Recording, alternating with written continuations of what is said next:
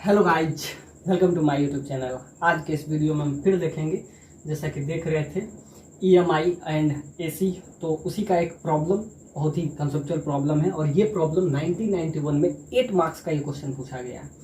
मतलब ये subjective question है, बहुत बेसिक क्वेश्चन है। आप इसको करंट इलेक्ट्रिसिटी का भी ये क्वेश्चन आप समझ सकते हैं, क्योंकि इसमें कुछ कंसेप्ट है, लेकिन ये करंट इलेक्ट्रिसिटी का नहीं है।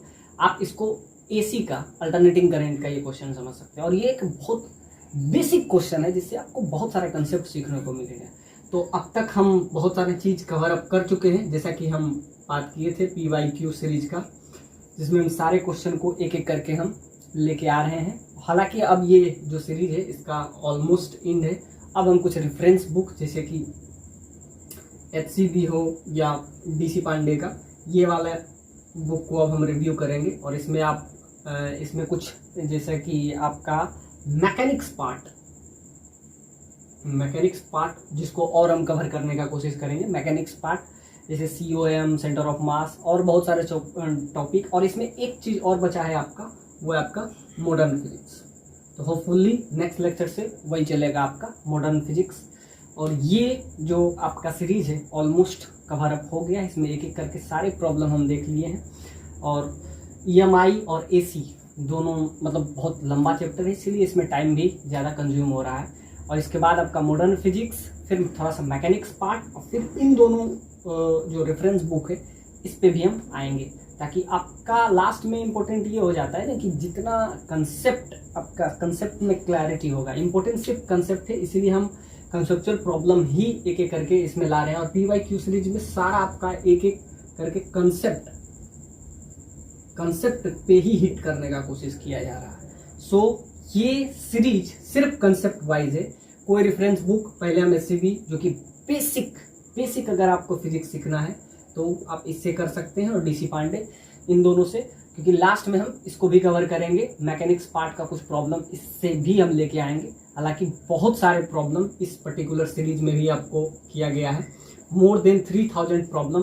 तो होपफुली इस मंथ के अंदर इसको हम सारे को ख़त्म करेंगे। और जो भी रेफरेंस बुक का जो भी कंसेप्चुअल प्रॉब्लम हमें लगेगा वो एक एक करके हम लाएंगे। और इस सीरीज को ऑलमोस्ट अब ख़त्म करने का टाइम आ गया है। बहुत लंबे सीरीज चला है, क्योंकि इसमें नंबर ऑफ प्रॉब्लम्स बहुत सारे हैं। 3000 problem which is cover in particular this series, इसलिए इसमें बहुत सारे टाइम लगे हैं। और सबका ग्राफिकल, थ्योरेटिकल, एनालिटिकल सारा एनालिसिस हम इसमें किए हैं। तो आइए, हालांकि ये प्रॉब्लम बहुत बेसिक सा प्रॉब्लम है। इस बेसिक सा प्रॉब्लम से आज के इस क्वेश्चन में स्विच इसमें जो कि फिगर से ही बहुत चीज़ क्लियर है। R1, R2, R3 और R5, R4 और R5, ये आपका क्या दिया हुआ है। यानी ये जो प्रॉब्लम है इसमें आपको कैपेसिटर भी, यानी LCR सर्किट का ये प्रॉब्लम है। यानी इंडक्टर भी है, कैपेसिटर भी है और रेजिस्टर भी है। तो ये फर्स्ट वाला प्रॉब्लम आपसे कह रहा है कि switch S is in the position 1। तो ये आपका पोजीशन 1 है, ये आपका पोजीशन 2 है। तो switch S is in position 1, find the potential difference VA minus VB and rate of production of joule heat in R1। तो आपसे क्या पूछ रहा है, rate of production of joule heat in R1। अब बी वाला पॉइंट में है, if know the switch S is put in second, यानी कि एक बार हमको फर्स्ट पे रखना है, एक बार सेकेंड पे रखना है। उसके बाद आपसे पूछ रहा है eight T=0, it means initially, यानी कि जब हम सेकेंड वाले में रखते हैं at T=0, find the steady current in R4। यानी इसमें आपसे क्या पूछ रहा है, स्टेडी करंट पूछ रहा है। ये सेकंड वाले में कह रहा है कि the time when the current in R4 is half of the steady current. मतलब ये जो प्रॉब्लम है ये पूरा LCR सर्किट का सारा कंसेप्ट है आपका क्लियर कर देगा। यानी पहले हम क्या रखेंगे इस 1 वाले पोजीशन पे, फिर हम क्या रखेंगे 2 वाले पोजीशन पे।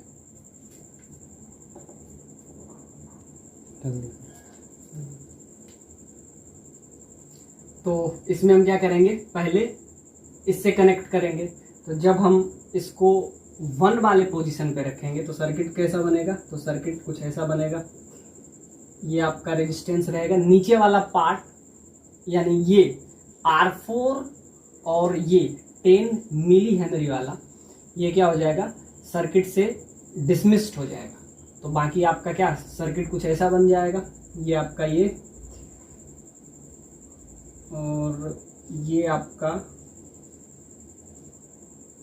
2 ओम, और यहाँ से हम अगर इसको कनेक्ट करते हैं तो ये आपका आ जाएगा। इधर एक कैपेसिटर रहेगा। तो आप ऐसा समझिए ये वाला पार्ट सिर्फ नहीं रहेगा, बाकी सारा पार्ट रहेगा ही। तो इसमें आपसे क्या पूछा है, फर्स्ट वाले पॉइंट में आपसे पूछा है potential difference across A and B. A and B को कनेक्ट करते हैं तो आपका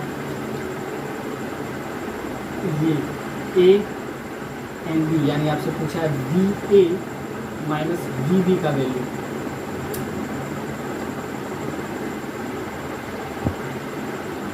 और ये क्वेश्चन में आपको पोटेंशियल डिफरेंस निकालना है। तो इसमें हम सपोज डेट ये वाला जो करंट है, तो आप ऐसे समझिए कि फर्स्ट वाले में जब स्विच को 1 वाले पोजीशन में रखेंगे तो ये तीनों वर्कआउट करेगा, फर्स्ट सेकेंड थर्ड। और इसमें आपसे क्या पूछा है, पोटेंशियल डिफरेंस पूछा है। और सेकेंड वाले में आपसे क्या पूछा है, सेकेंड वाले में पूछा है जब ये पोजीशन 2 पे रहेगा तो आप बताइए इसके अंदर स्टेडी करंट इन R4 और उसके हाफ। उसके बाद आपसे लास्ट में टाइम पूछा है जब वो स्टेडी करंट के हाफ हो जाएगा। तो ध्यान से देखिए, यहाँ से आपका आएगा, तो इसमें हम ऐसे लेते हैं कि यहाँ से जो करंट है इधर जाएगा, यहाँ से भी करंट इधर आएगा।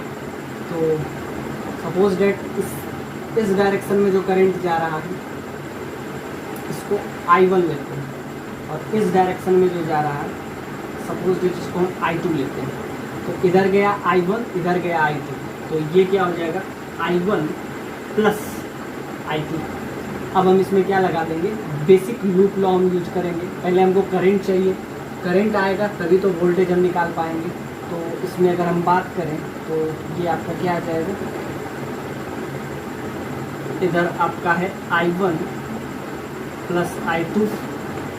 अब यहाँ पे अगर हम बात करें तो ये आपका इधर तो कोई रेजिस्टेंस है नहीं, तो इधर आपका है I1, इधर है आपका I2, तो ये आपका हो गया इधर I1 प्लस I2।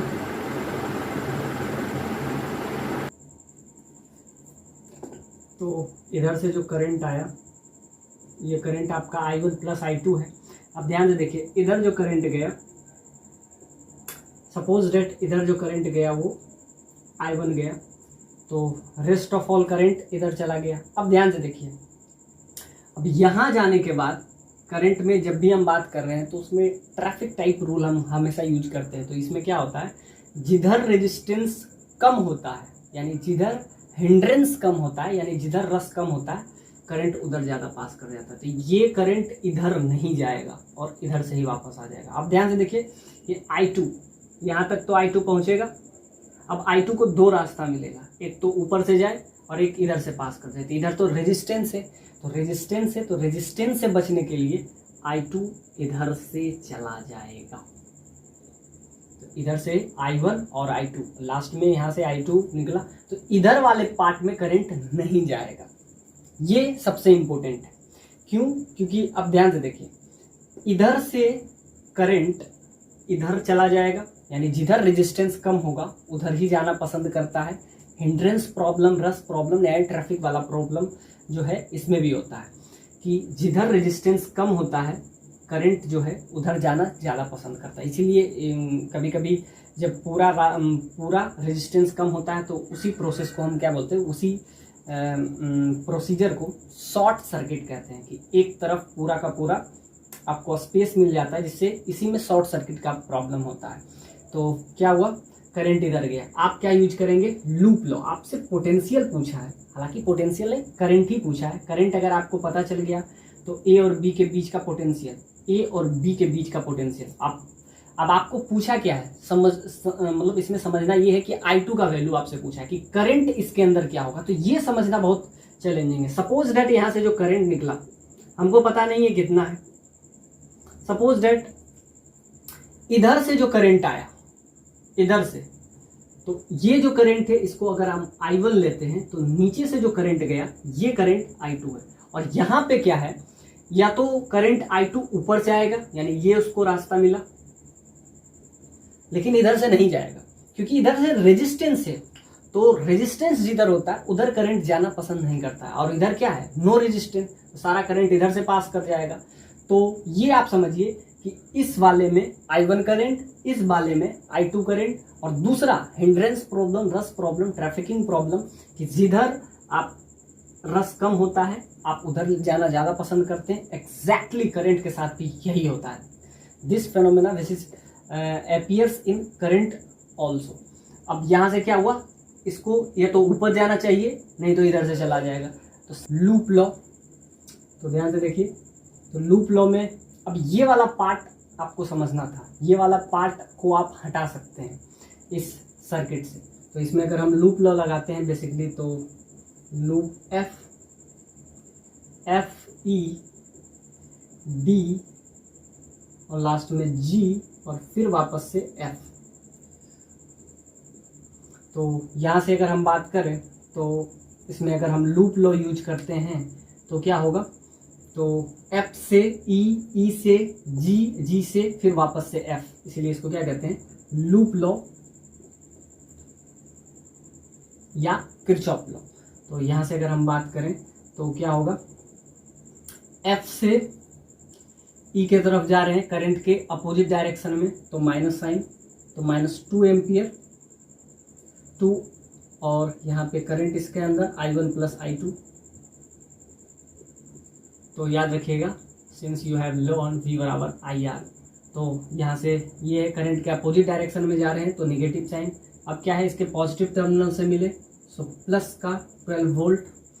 अब क्या है, इधर आ रहे हैं तो इसके अंदर करंट क्या है, तो करंट के अपोजिट डायरेक्शन में आ रहे हैं, करंट का अपोजिट -I1 इंटू 2 ओम, और फिर वापस से किस पॉइंट पे पहुंच गए, तो all the algebraic sum of a entire potential in particular loop, यानी जिस पर्टिकुलर पॉइंट से आप शुरुआत कर रहे हैं फिर वापस से उसी पॉइंट पे आने में, यानी एक लूप में, तो उसका टोटल अलजेब्रिक सम क्या होता है, 0 होता है। तो यही आपका लूप लॉ है।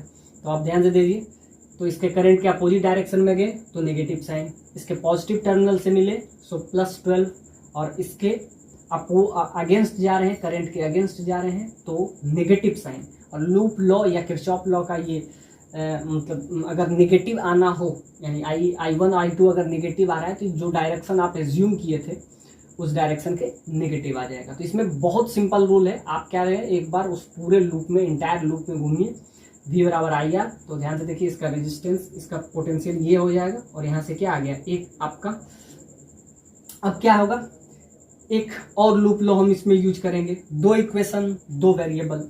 अब एक लूप आपका कौन सा हो जाएगा, एक लूप आपका हो जाएगा जी डी, फिर C, फिर वापस से B, फिर A, फिर वापस से G। तो एक लूप अगर यहाँ से अगर और यूज करते हैं तो इसमें अगर हम यूज करते हैं G से D गए तो करंट के डायरेक्शन में 2, और करंट क्या है, I1। अब क्या है, इसके नेगेटिव टर्मिनल, सो -12। अब क्या है, यहाँ तक पहुँचे, फिर वापस से यहाँ तक अगर हम पहुँचते हैं तो करंट के अपोजिट डायरेक्शन में है तो माइनस साइन, 2 ओम, और इसके अंदर का ये जो करंट है वो क्या है, I2 है। अब क्या है, इसके पॉजिटिव टर्मिनल, सो प्लस का 3 वोल्ट, और ये वापस से फिर हम उसी पर्टिकुलर पॉइंट पे। तो 2 इक्वेशन 2 वेरिएबल, तो I1 I2 का वैल्यू यहाँ से आपका आ जाएगा। तो ये आपका इक्वेशन सेकेंड। तो ध्यान दीजिए कि इस पार्ट में करंट का फ्लो नहीं है, तो यहाँ से गए तो 2 ओम करंट के डायरेक्शन में है तो प्लस I1, इसके नेगेटिव टर्मिनल से, सो नेगेटिव टर्मिनल है तो -12 वोल्ट। अब क्या है, इसके डायरेक्शन, करंट के अपोजिट डायरेक्शन में जा रहे हैं तो माइनस साइन, और यहाँ पे आपका क्या रेजिस्टेंस है, क्या आएगा, करंट के अपोजिट डायरेक्शन में तो -2 ओम इंटू I2, फिर इसका पॉजिटिव टर्मिनल मिला तो +3। ये आपका आ गया इक्वेशन सेकेंड। अब दोनों इक्वेशन को अगर हम सॉल्व करते हैं तो यहाँ से I1 और I2 का वैल्यू आ जाएगा। अब इसको अगर हम इजी करें तो आपका क्या आ जाएगा, ये फर्स्ट वाले में तो बहुत बेसिक था, ये आपका क्या है 10 मिली हेनरी।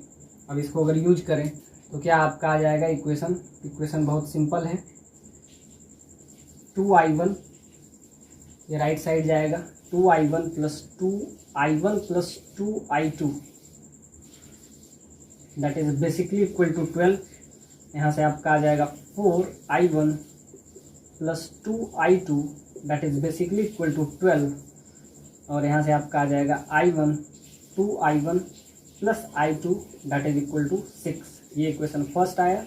इक्वेशन सेकेंड यहाँ से क्या आ जाएगा, तो इक्वेशन सेकेंड आ जाएगा 2I1 minus 12 minus 2I2 plus 3 that is equal to 0, और यहाँ से आपका आ जाएगा 2I1 minus 2I2 that is basically equal to, ये आपका 9 आएगा, इधर का प्लस 9 हो जाएगा, तो यहाँ से आपका आ जाएगा I1 minus I2 that is equal to 9/2।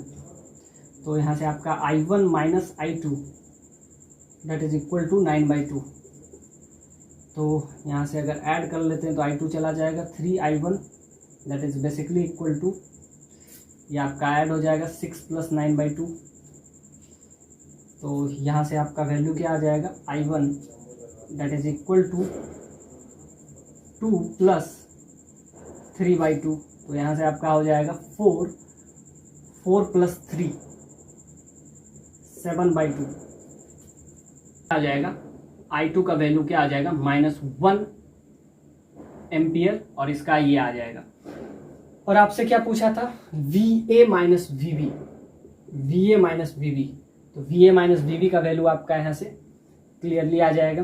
तो VA माइनस VB, तो VA माइनस VB का वैल्यू आप क्या है, A से B का पोटेंशियल डिफरेंस, तो A से B जाएंगे तो -3 वोल्ट, फिर आपका मिलेगा 2 इंटू इसके अंदर जो करंट है वो I2 है, और I2 का वैल्यू क्या आ गया, -1 that is equal to VA minus VB।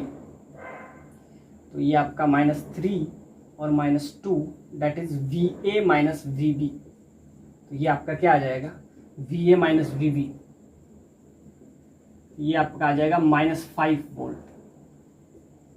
तो ये आपका क्या आ गया, -5 वोल्ट। तो ये आपका आंसर हो गया फर्स्ट वाले का। और आपसे पूछ रहा था प्रोडक्शन ऑफ हीट, तो हीट एनर्जी के लिए हम हमेशा यूज करते हैं I²RT।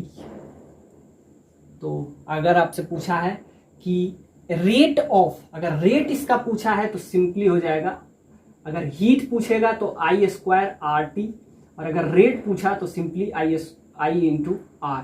और वो किस में पूछा है, तो I1 का वैल्यू आपको पता है, तो I1 का वैल्यू क्या है आपका 7/2 का स्क्वायर, और इसका रेजिस्टेंस किस में पूछा है आपका, तो शायद इसमें पूछा है, तो I²R का वैल्यू यहाँ पे 2 ओम आ जाएगा। मेन आपका करंट आपसे पूछ रहा था, और ये बहुत इंपॉर्टेंट है कि इस वाले और इस वाले सर्किट में कुछ भी नहीं होगा, मतलब कोई करंट नहीं होगा, यानी कि ये आपका बस, मतलब ये क्वेश्चन बस थोड़ा सा उलझाने के लिए है। तो पार्ट 1 तो बहुत सोल्व हो गया, और पार्ट 2 भी हम, सेकेंड पार्ट क्या है, ये इस वाले पार्ट से अब इसका कनेक्शन ब्लॉक हो जाएगा, अब ये वाला पार्ट सिर्फ आपका रहेगा।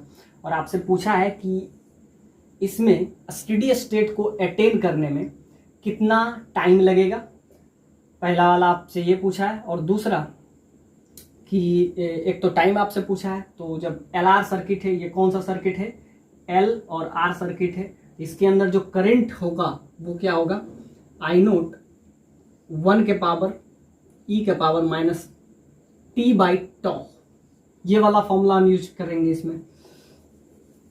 तो इसमें बेसिक सा फॉर्मूला है, जब भी आपको करंट निकालना हो, सो I0 1 इंटू E के पावर T/τ। अब τ क्या है, τ है आपका टाइम कांस्टेंट। अब जब सर्किट LR सर्किट हो तो यहाँ से क्या हो जाता है R/L, तो यहाँ से आपका क्या हो जाता है I that is basically equal to I naught 1 का पावर ई बाय तो टी बाई टॉ। तो यहाँ पे टॉ का वैल्यू हो जाता है tau time constant L by R, L by R हो जाता है। तो एल बाय आर यहाँ पे हम लिखेंगे तो एल बाय आर, तो ये आपका क्या आ जाएगा I that is basically equal to I naught 1 into e का power minus R T by L. तो ये आपका आ गया। तो यहाँ से बस वैल्यू रखना है और इस क्वेश्चन में ज़्यादा नहीं। अब ध्यान से देखिए, इसके अंदर ये रेजिस्टेंस, एक रेजिस्टेंस ये है आपका, इसका वैल्यू आपको 2 ओम दिया हुआ है, और ये रेजिस्टेंस, तो इसके अंदर मैक्सिमम करंट का जो वैल्यू होगा वो क्या होगा। तो सिंपल सा बात है, करंट अगर हम इसमें निकालेंगे तो करंट V बाय आर, और V का वैल्यू आपका क्या दिया हुआ है 3 वोल्ट डिवाइडेड बाय, ये दोनों आपस में सीरीज कनेक्शन है तो 2 + 3 दैट इज 5। तो यहाँ से आपका बेसिकली इक्वल टू 0.6 आ जाएगा। इसका क्या हो जाएगा, ये आपका 5 3/5, तो ये आपका 0.6 एम्पियर का मैक्सिमम करंट है। तो आई नोट के जगह पे हम क्या लिख देंगे 0.6 1 के पावर ई के पावर आर बाय, तो एल बाय आर होता है, और ये आर टी बाय एल हो जाएगा। तो ये आपका क्या हो जाएगा बेसिकली करंट का वैल्यू, और यही आपसे पूछा था। जब ये स्टेडी स्टेट को अटेन करेगा तो इस इंडक्टर का कोई यूज नहीं होगा। If it gains it's steady state, steady state, तो ये आप अगर ये स्टेडी स्टेट को अटेन करेगा तब तक इसका इस सर्किट में इसका कोई रोल नहीं। तो अगर आपको मैक्सिमम करंट निकालना हो कि इसके अंदर मैक्सिमम करंट क्या होगा, तो जब ये स्टेडी स्टेट को अटेन करेगा तो ये सर्किट से क्या, इसको आप क्या सकते हैं, इसको आप सर्किट से डिस्कनेक्ट कर सकते हैं, जैसा कि आप कैपेसिटर में भी करते हैं। जब कैपेसिटर स्टेडी स्टेट को अटेन कर लेता है तब इसको सर्किट से हम क्या कर लेते हैं, डिसमिस्ड कर लेते हैं। तो जब भी मैक्सिमम करंट अगर हम देखें तो इसके वजह से भी होगा, लेकिन जब यह स्टेडी स्टेट को अटेन कर लेता है तब इसको हम सर्किट से डिसमिस्ड कर देते हैं। तो ये कंसेप्ट आपको सीखना था। बाकी आपसे पूछा है कि हाफ स्टेडी स्टेट में कितना टाइम लगेगा, तो वो बेसिक है। बस इसमें क्या आपको पुट करना है I naught by 2, I naught by 2 में कितना टाइम लगेगा, तो ये आपका आ जाएगा। तो ये आपको समझना था कि जब ये स्टेडी स्टेट को अटेन करेगा so there is no role, there is no role of inductor. तो जब ये स्टेडी स्टेट को जब तक अटेन कर लेगा तो ना तो कैपेसिटर का कोई रोल होता है ना इंडक्टर का रोल होता है, सिर्फ रेजिस्टर का रोल होता है। तो याद रखिएगा, जब ये स्टेडी स्टेट को अटेन रखता है तब कैपेसिटर को भी आप सर्किट से हटा सकते हैं, इसको भी आप सर्किट से हटा। It behaves like a simply wire, it's behaves like a simply